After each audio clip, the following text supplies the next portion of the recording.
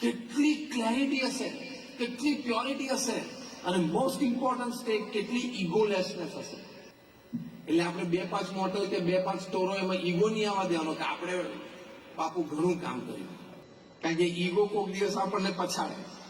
એટલે ઈગોલેસ રહેવા કે જે કંઈ થયું છે એ મને સાથ સહકાર મળ્યો છે, પરિવારનો પ્રેમ મળ્યો છે, મિત્રોનો સહકાર ને પ્રેમ છે, મારા એમ્પ્લોઈઝની વફાદારી છે અને ભગવાનની કૃપા છે. આ બધું કોઈ એમ કેમ કે is a self made man, મને આ શબ્દ જ ગમતો નથી. Is a self made man, nobody self મેડ. છેવટે તારા પત્ની તને રસોઈ કરીને જમાડતા હતા ત્યારે તું ઓફિસ જતો હતો ને. You have some support from some sector. Even your driver plays a role. Even your clerk plays a role. Even your friends who has a session of laughter with you plays a role in your energy for your business. એટલે કોઈ જાતનો અહમ આવવા દેવો નહીં, તો જો તમારી પ્રગતિ જબરદસ્ત થાય. અહમ હોય ને એટલે માણસના અભિગમ નીચે બધું ઘણા સદગુણો અને કાર્યશક્તિ દબાઈ જાય. અહમ ના હોય તો આ બધું ખીલી ઉઠે. બીજી વાત આપણે કરી ક્લેરિટી, આ પ્રથમ વાત. બીજી વાત આપણે કરી પ્યોરિટી, કે જીવનમાં પ્યોરિટી પણ રાખવાની.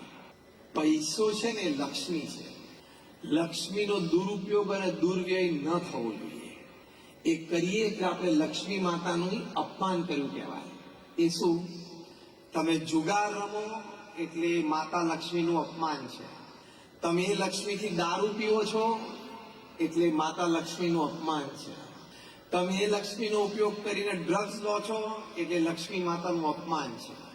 એમણે કૃપા કરી કે તમારા ઘરે આવીને વસ્યા, એટલે કે તમારી પાસે અઢળક પૈસા થયા, અને પછી તમે એનો આવો ઉપયોગ કરો, અથવા તમારા સંતાનો પછી આવો ઉપયોગ કરવા માંડે, તો એ આપણી ગુજરાતી ભાષામાં એક શબ્દ છે.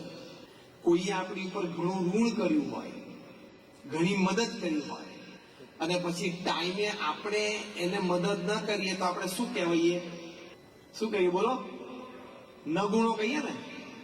હા કે ના? આ શબ્દથી બધા પરિચિત છો? હા કે ના? આપણે નથી કહેતા કે આ માણસ નગુણો છે, એને કોઈએ મદદ કરી હોય, કોઈના પ્રત્યે સારી ભાવના રાખી હોય, કોઈ કિંમત જ નથી આ માણસ.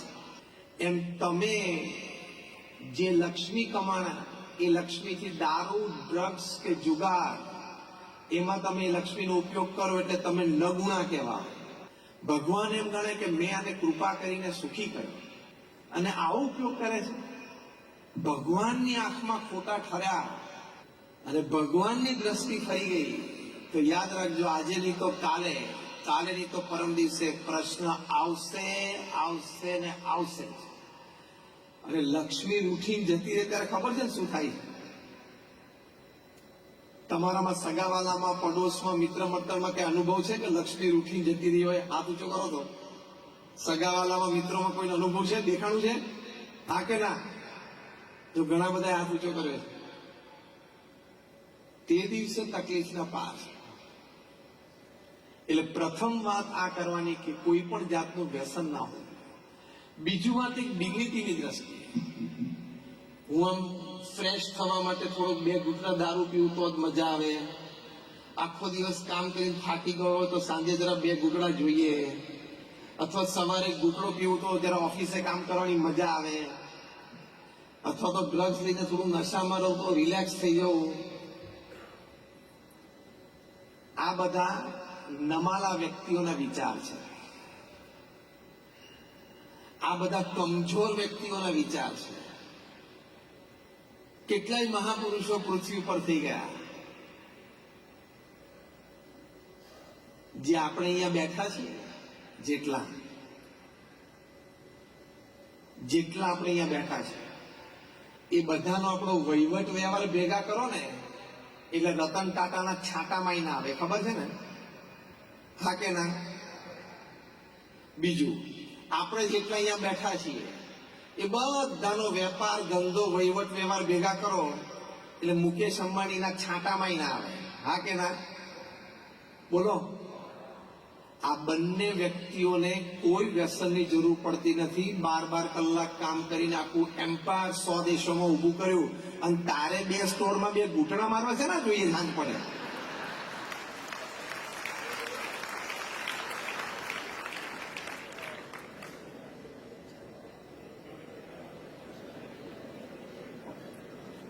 થોડું મરમરિંગ થવા દેવું પડે. આ બંને વ્યક્તિઓ આ કક્ષાની, રતન ટાટા અને Mukesh Ambani, even Kumar Mangalam Birla, salt to software they make everything.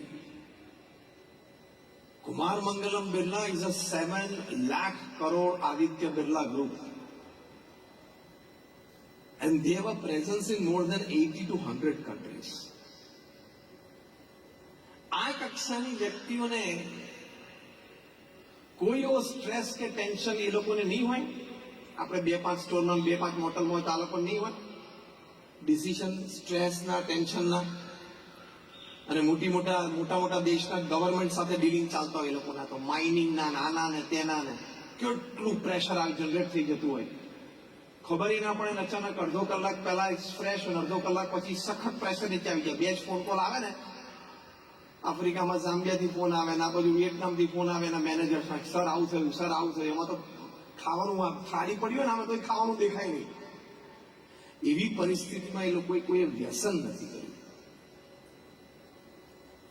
એટલે આ કોન્સેપ્ટ તમે મગજમાંથી કાઢી નાખજો કે ફ્રેશ થવા માટે અથવા તો થાકી ગયા હોય તો રિલેક્સ થવા માટે જરા 2 ઘૂંટડા પીવા પડે. એ કોન્સેપ્ટ બોગસ છે, એ કોન્સેપ્ટ ખોટો છે, અને એ નમાલા વ્યક્તિનો કોન્સેપ્ટ છે, બહાદુરનો નથી.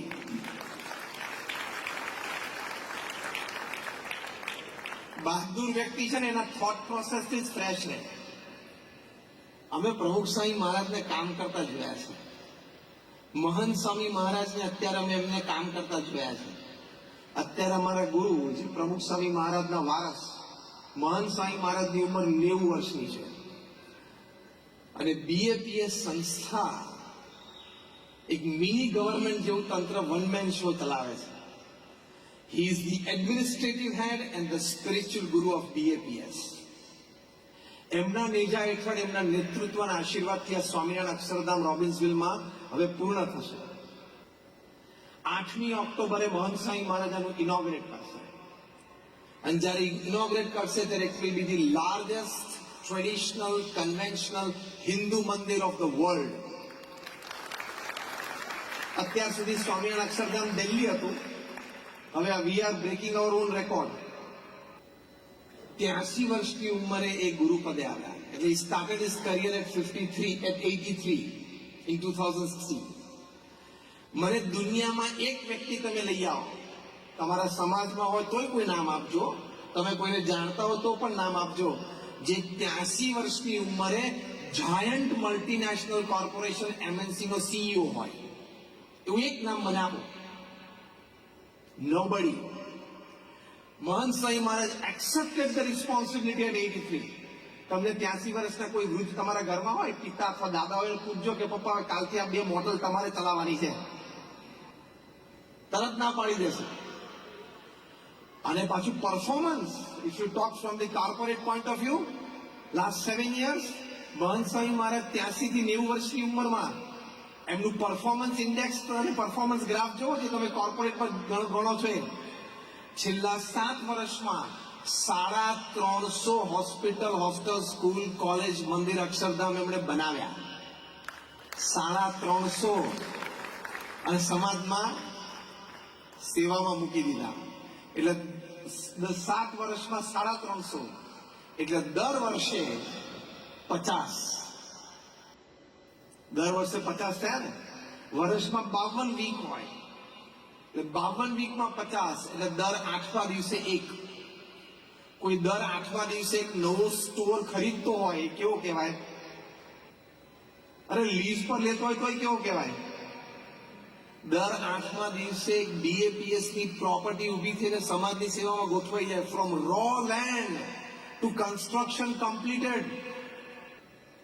Volunteers and employees got inauguration done and the institute put in the service of society. Every 8th day પ્રમુખ સ્વામી મહારાજે 15મા દિવસે કરી, મહંત સ્વામી મહારાજે 8મા દિવસની એવરેજ ચાલે છે.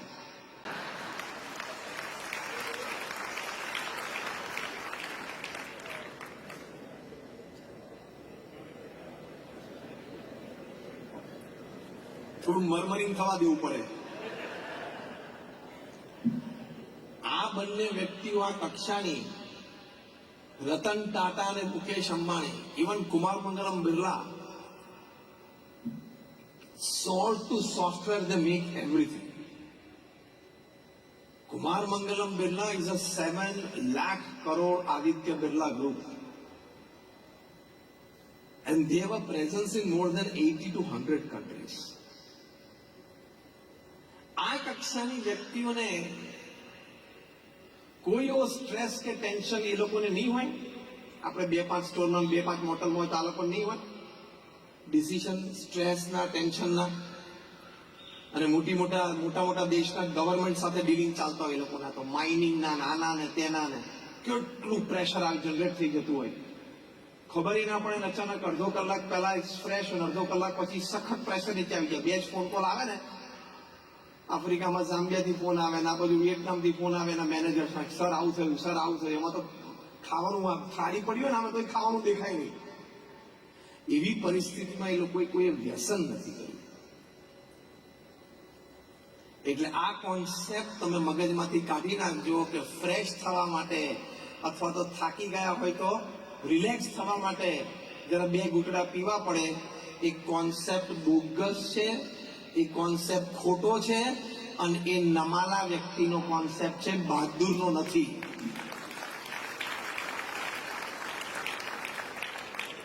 બહાદુર વ્યક્તિ છે ને એના થોટ પ્રોસેસ થી જ ફ્રેશ રહે. અમે પ્રમુખ સ્વામી મહારાજને કામ કરતા જોયા છે. મહંત સ્વામી મહારાજને અત્યારે અમે એમને કામ કરતા જોયા છે. અત્યારે અમારા ગુરુ જે પ્રમુખ સ્વામી મહારાજના વારસ મહંત સ્વામી મહારાજની ઉંમર 90 વર્ષની છે. અને BAPS સંસ્થા એક મિની ગવર્નમેન્ટ જેવું તંત્ર વન મેન શો ચલાવે છે. He is the administrative head and the spiritual guru of BAPS. એમના નેજા હેઠળ એમના નેતૃત્વના આશીર્વાદથી આ સ્વામિનારાયણ અક્ષરધામ રોબિન્સવિલમાં હવે પૂર્ણ થશે. 8મી ઓક્ટોબરે મહંત સ્વામી મહારાજાનું ઇનોગ્રેટ કરશે. અને જ્યારે ઇનોગ્રેટ કરશે ત્યારે